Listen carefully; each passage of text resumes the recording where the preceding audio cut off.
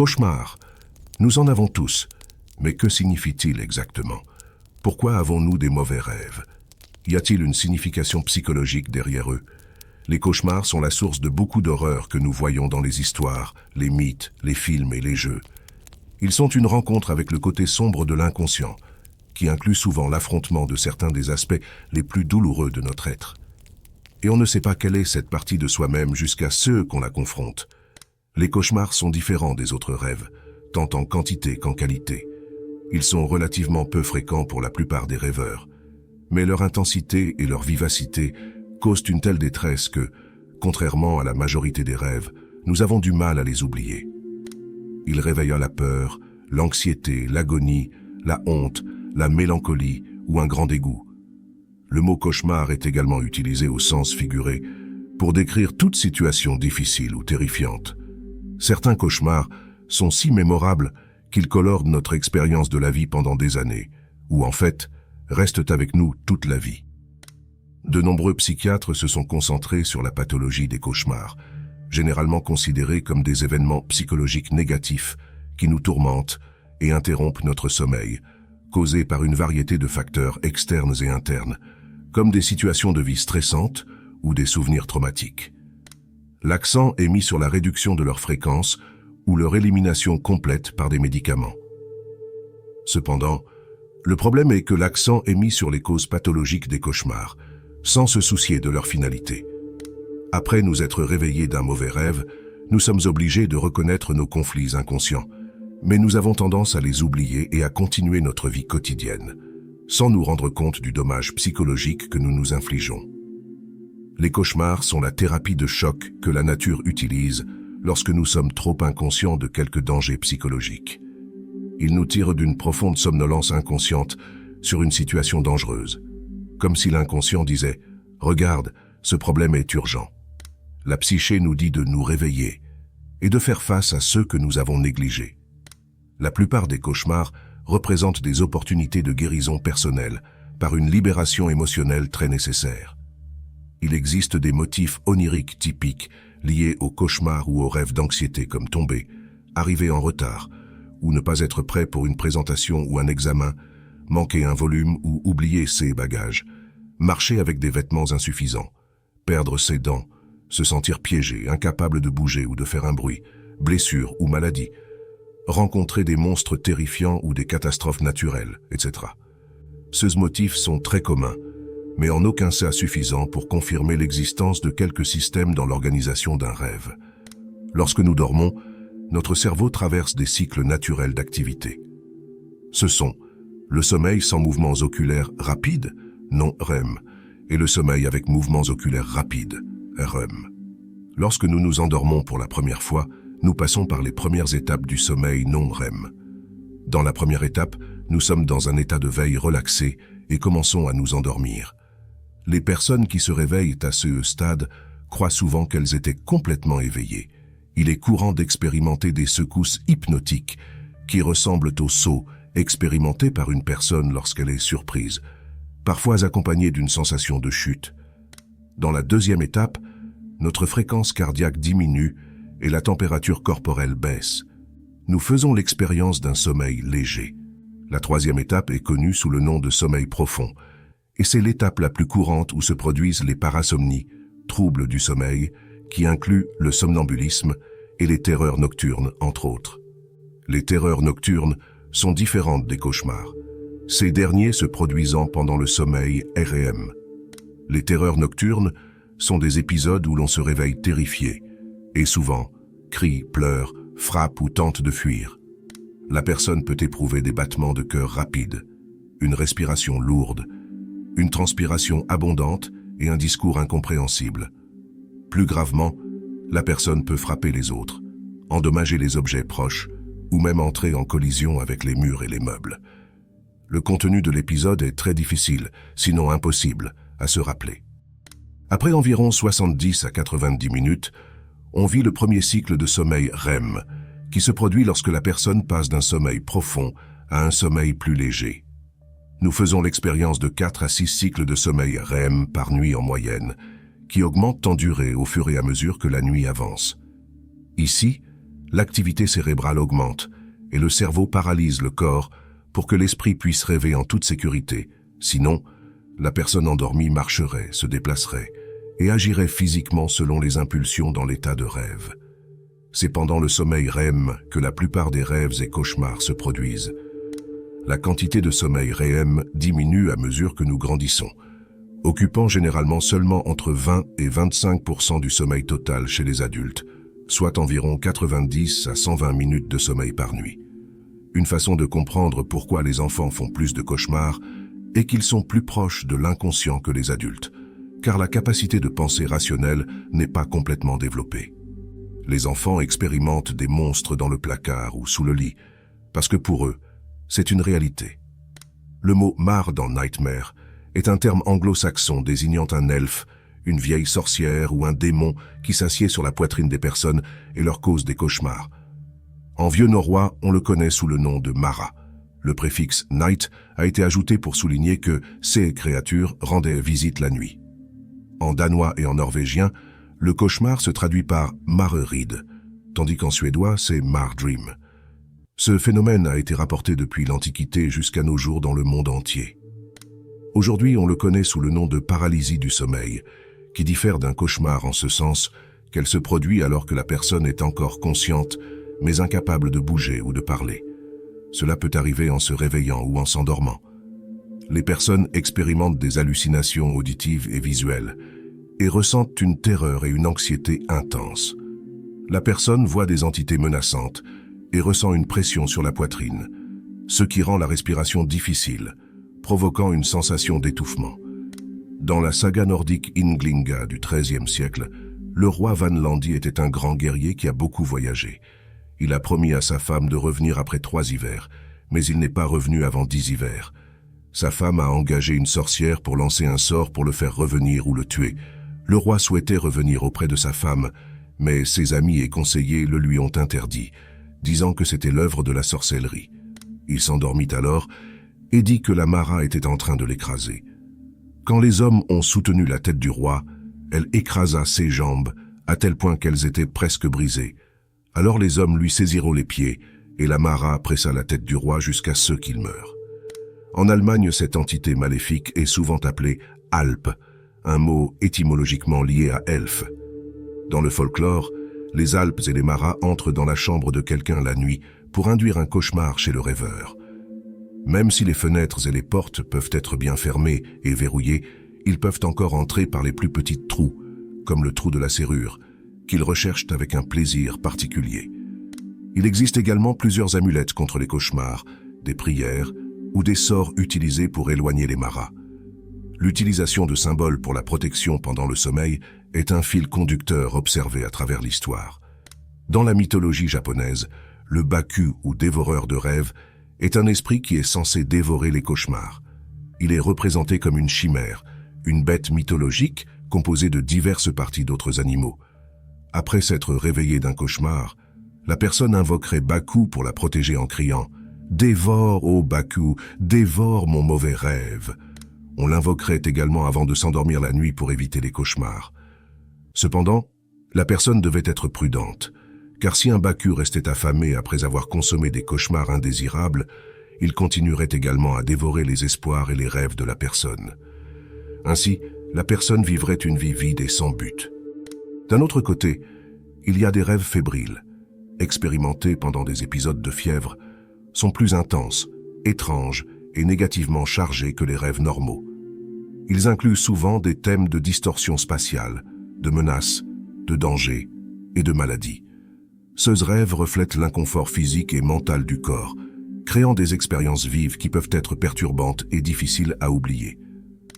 Un cauchemar bien connu dans la littérature se trouve dans Crime et Châtiment de Dostoïevski, où le protagoniste Raskolnikov est un jeune étudiant qui vit dans une pauvreté extrême et est incapable de payer ses études. Il lutte avec des angoisses mentales et des dilemmes moraux.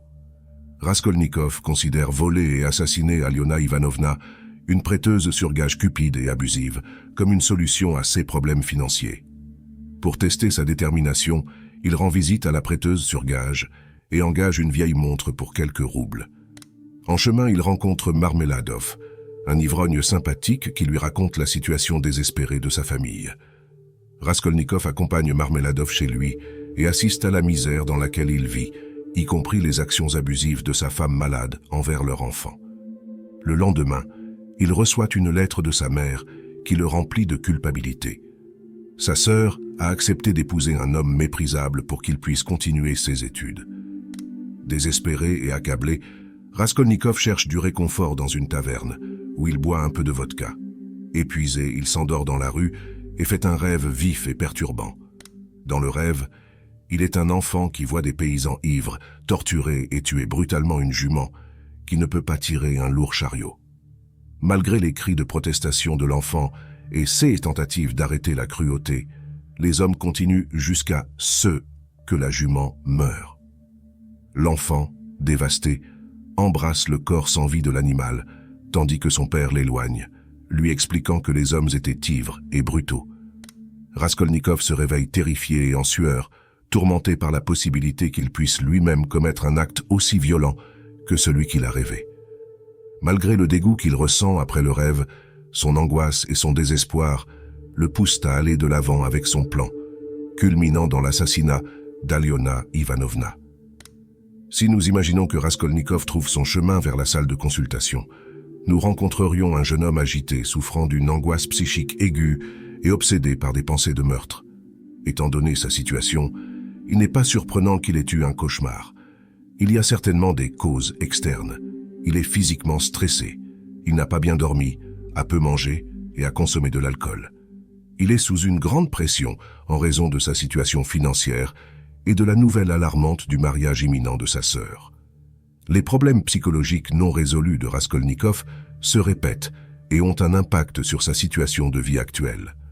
Bien que la plupart d'entre nous fassions l'expérience de cauchemars spontanés qui sont souvent plus imaginatifs, beaucoup font également l'expérience de cauchemars, de souvenirs récurrents et de flashbacks dus à des expériences traumatiques. C'est particulièrement le cas des personnes souffrant de TSPT, troubles de stress post-traumatique. Les cauchemars post-traumatiques sont particulièrement douloureux lorsque la personne revit un événement traumatique, qui peut être aussi terrifiant que l'événement original. Cette cicatrice psychologique peut s'aggraver et conduire à l'abus de substances et à l'alcoolisme. La thérapie du trauma peut soutenir le processus de guérison et aider à résoudre certains des défis quotidiens auxquels une personne est confrontée. Bien que cela puisse sembler paradoxal, encourager la verbalisation et l'exploration du trauma peut être cathartique. Écrire les cauchemars est également une version de la thérapie émotionnelle. On peut également faire l'expérience de cauchemars récurrents qui peuvent ou non être causés par des expériences traumatiques. Ceux-ci surviennent particulièrement durant la jeunesse, mais la récurrence peut se poursuivre tout au long de la vie. Ils se répètent parce qu'ils essaient d'intégrer quelque chose dans la conscience qui manque à la personne. En général, ils cessent d'apparaître après que l'on a pris conscience de leur message, que ce soit dans l'état de rêve ou dans la vie éveillée. Lorsque l'attitude de notre ego change en réponse à nos rêves, l'inconscient réagit. Peut-être l'un des types de rêves les plus étranges sont les cauchemars précognitifs ou prophétiques. Les gens ont fait l'expérience de visions terrifiantes qui se sont ensuite réalisées, comme s'ils avaient momentanément obtenu accès à une porte vers l'avenir. Ils sont relativement rares et ne peuvent être vérifiés comme tels que lorsque l'événement reconnu s'est réellement produit.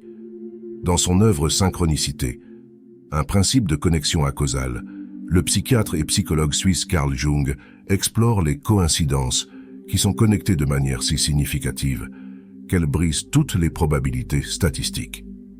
Celles-ci sont appelées synchronicités ou coïncidences significatives, qui se produisent lorsqu'un contenu de la vie intérieure, rêve, vision, état d'esprit, etc., a une correspondance dans la vie extérieure. L'image intérieure s'est réalisée. Jung écrit à propos d'une vision précognitive qu'il a expérimentée. « J'ai vu des vagues jaunes, des débris nageants et la mort d'innombrables milliers de personnes. 2 semaines ont passé puis la vision est revenue, encore plus violente qu'avant. Et une voix intérieure a parlé. « Regarde, c'est complètement réel et cela arrivera.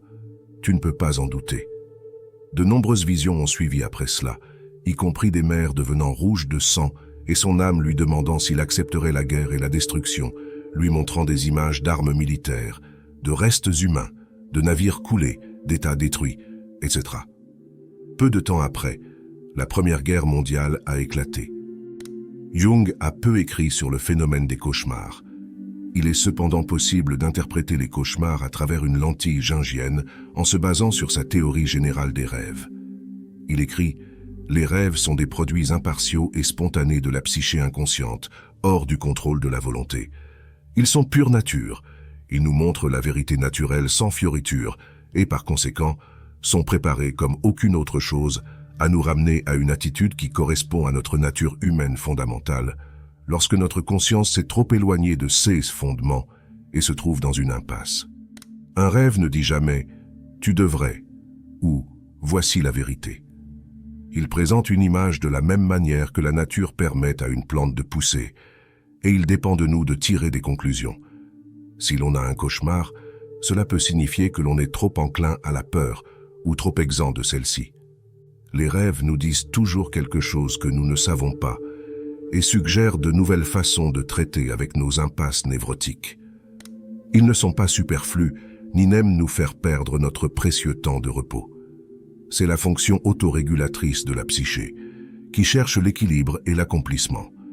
Jung appelle cela le processus d'individuation, notre progression vers la maturation psychologique. Toute l'œuvre onirique est essentiellement subjective, et un rêve est un théâtre où le rêveur est lui-même. La scène, l'acteur, le souffleur, le producteur, l'auteur, le public et le critique.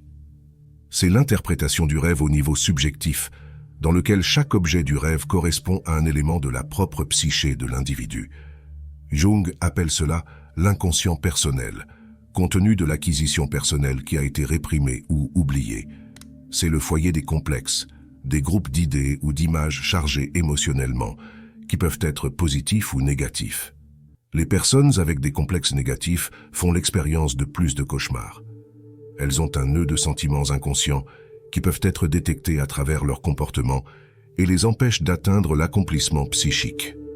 Le niveau subjectif peut être encore étendu avec le niveau objectif, que Jung appelle l'inconscient collectif, où résident les archétypes, des modèles instinctifs de comportement avec lesquels nous naissons tous.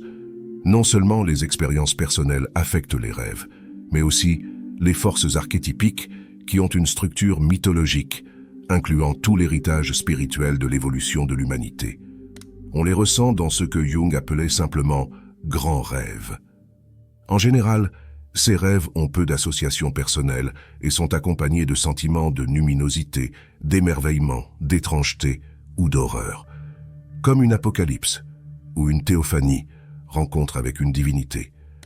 La difficulté d'interpréter les rêves nous amène beaucoup à projeter notre propre ignorance et à penser que tout cela est des bêtises et des superstitions.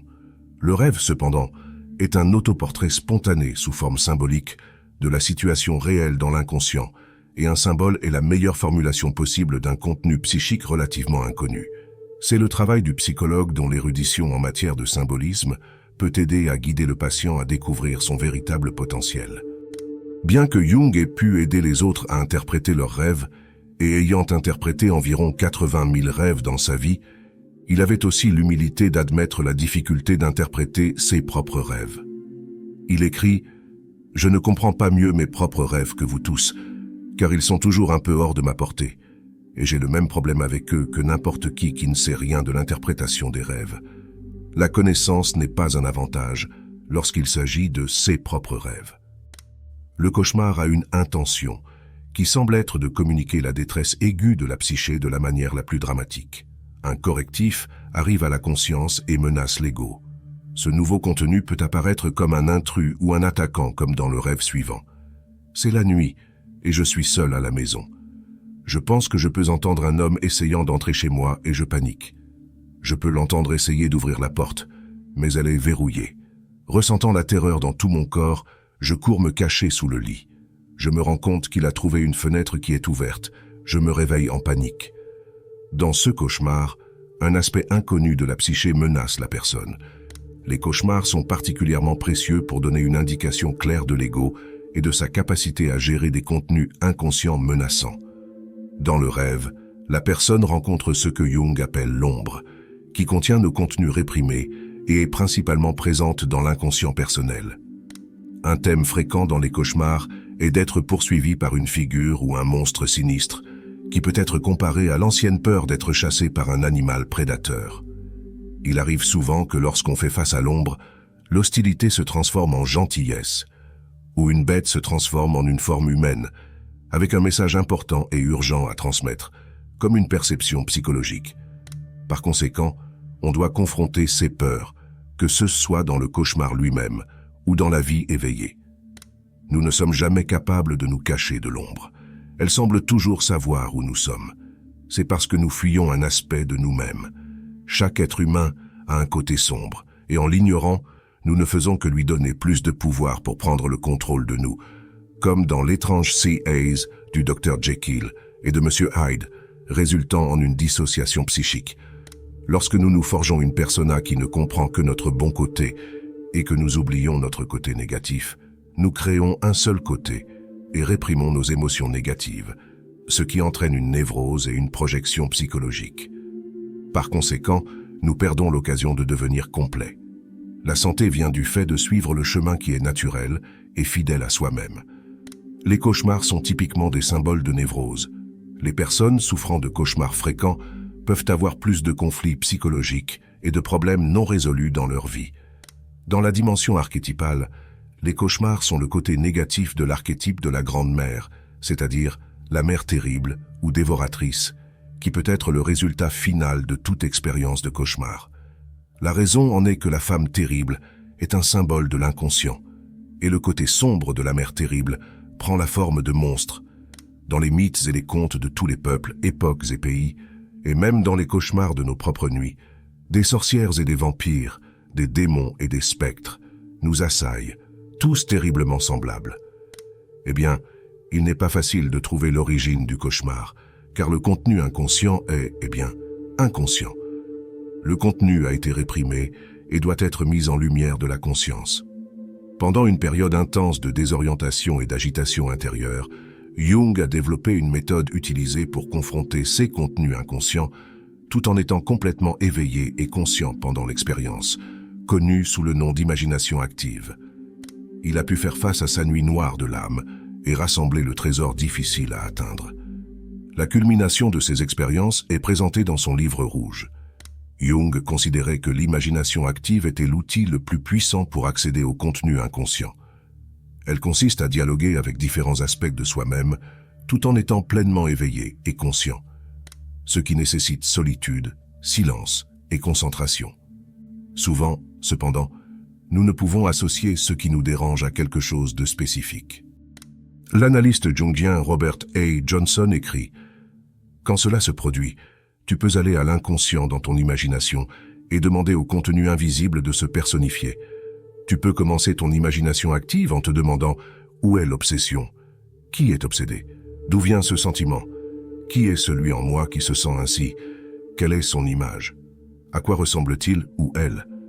En thérapie, si l'analyste se sent mal à l'aise avec ces images troublantes, les ignore, les évite ou leur donne une interprétation trop positive, le patient ressentira que l'analyste ne peut pas gérer ce puissant matériel psychique et aucun progrès ne sera réalisé.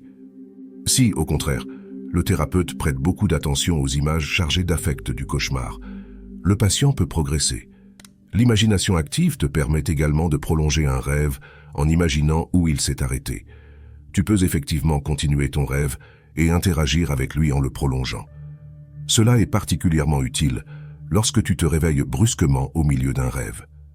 Les rêves et l'imagination proviennent de la même source dans l'inconscient, donc on peut continuer l'histoire, passer à l'étape suivante vers laquelle le rêve conduit et résoudre tout le problème. Curieusement, Jung a découvert que les rêves diminuent considérablement lorsqu'on pratique l'imagination active. Les problèmes qui se seraient présentés dans les rêves sont confrontés et résolus. En tant que tels, les rêves deviennent plus concentrés et moins répétitifs. Jung recommandait cette méthode pour les personnes qui sont trop accablées par des cauchemars intenses, perturbants et fréquents. Une autre technique pour s'engager avec ces contenus inconscients est le rêve lucide, qui se produit lorsque nous rêvons et que nous nous rendons compte que nous sommes dans un rêve. Le rêveur lucide peut voyager dans un rêve et même exercer un contrôle sur l'environnement, interagir avec les personnages de ses rêves et poser des questions sur leur but. Cela peut également être utilisé pour traiter les cauchemars. Les rêves lucides peuvent se produire involontairement lorsque le rêveur remarque quelque chose hors de propos. Cependant, il existe des moyens d'augmenter les chances d'avoir des rêves lucides. Tenir un journal de rêve est essentiel pour noter ou enregistrer sa voix juste après s'être réveillé. Après avoir fait cela constamment pendant une longue période, on peut remarquer certains motifs dans les rêves qui se répètent. Un rêve lucide initié par l'éveil ou wild se produit lorsque l'on entre directement dans un rêve depuis la vie éveillée. Cela peut être accompli en se couchant et en ne bougeant pas son corps, tout en gardant son esprit éveillé. Après un certain temps, on entre dans un état de demi-sommeil, jusqu'à ce qu'on entre dans l'image du rêve. On peut également faire l'expérience d'hallucinations hypnagogiques, voir ou entendre des choses qui semblent réelles en passant de la veille au sommeil. Le wild peut être accompagné de l'induction mnémotechnique des rêves lucides ou mild, qui consiste à répéter une sorte de mantra chaque fois comme « quand je rêve, je serai conscient que je rêve ». Vérifier la réalité est une autre façon d'augmenter ses chances d'avoir des rêves lucides. Une vérification de la réalité aide à se rappeler l'état des choses dans le monde réel. Dans les rêves, des choses comme regarder un texte, l'heure dans le miroir, etc., apparaîtront déformées, floues ou différentes chaque fois que tu regardes. Si tu te pinces le nez, tu peux toujours respirer. Si tu pousses tes doigts contre la paume, il la traverse. Il est utile de choisir sa propre vérification de la réalité et de s'y tenir, en la pratiquant pendant que tu es éveillé. Les rêves lucides peuvent te fournir une façon d'explorer tes limites créatives, de découvrir des aspects inconnus de toi-même et d'avoir l'occasion de faire ami avec ton ombre, ce qui est un processus de toute une vie. Une femme avec un cauchemar récurrent d'être poursuivie par une figure terrifiante apprend à connaître les rêves lucides. Lorsque la figure commence à la suivre, elle se rend compte que la scène lui est familière et elle se rend compte qu'elle est en train de rêver. Avec un grand courage, elle se retourne pour regarder son poursuivant et lui crie « Tu ne peux pas me faire de mal !» Il s'arrête, l'air surpris. Pour la première fois, elle voit ses beaux yeux aimants. « Te faire du mal ?» dit-il. « Je ne veux pas te faire du mal. J'ai couru après toi tout ce temps pour te dire que je t'aime. » Avec cela, il tend ses mains, et lorsqu'elle les touche, il se dissout en elle. Elle se réveille pleine d'énergie, se sentant formidable pendant des jours. Cela non seulement l'a aidée à mieux affronter les situations désagréables, mais aussi à exprimer ses sentiments quand c'est nécessaire, alors qu'auparavant, elle avait l'habitude d'éviter ou de fuir ce genre de situation. Les personnes créatives comme les musiciens, les peintres, les poètes, les écrivains, etc., semblent signaler des cauchemars plus fréquemment que les autres. Peut-être est-ce parce qu'ils expérimentent une barrière mince entre l'inconscient et le monde extérieur. Leur ego, sens de l'identité, est en contact plus profond avec l'inconscient. Par conséquent, ils sont plus influencés et moins fortement défendus contre l'influence des processus inconscients. Ils expérimentent plus d'angoisse psychologique que les non-artistes. Les œuvres du peintre polonais Zdzisław Beksinski et de l'artiste suisse Asher Giger ont été fortement influencés par leurs cauchemars. Beksinski était un artiste autodidacte qui voulait peindre comme s'il photographiait des rêves. Son travail représente ce qui semble être des paysages post-apocalyptiques ou de cauchemars, avec la décomposition, la mort, les squelettes et les figures déformées. Il ne s'inspirait de personne, à part écouter de la musique classique et simplement peindre ceux qui lui venaient à l'esprit. Beksinski n'était pas intéressé par l'interprétation de ses œuvres d'art et refusait de donner des titres à aucune d'elles. Lui-même était connu comme une personne agréable. L'art de Giger est connu sous le nom de biomécanique, la combinaison de l'anatomie humaine avec les machines. C'est quelque chose qui caractérise notre époque moderne de la technologie, le monde des machines, qui s'empare progressivement de notre vie, à tel point que beaucoup d'entre nous ne peuvent vivre sans la technologie. Nous sommes empêtrés dedans. Une grande partie de l'art de Giger provient de conflits et de rêves inconscients, une auto-exploration concentrée qui l'a conduit dans son abîme intérieur sombre. En cherchant la source de ses propres cauchemars, Giger a découvert l'importance suprême du traumatisme de la naissance biologique. Son art montre le cycle de la naissance, de la sexualité et de la mort. Eros et Thanatos entrelacés. Il y a un lien profond entre ces thèmes qui peut nous permettre de retrouver la source de notre être. Ces deux hommes partagent une chose en commun. Ils sont devenus la voix artistique de ce qu'est l'obscurité en nous. Ils sont allés dans les coins sombres de l'inconscient et s'y sont installés.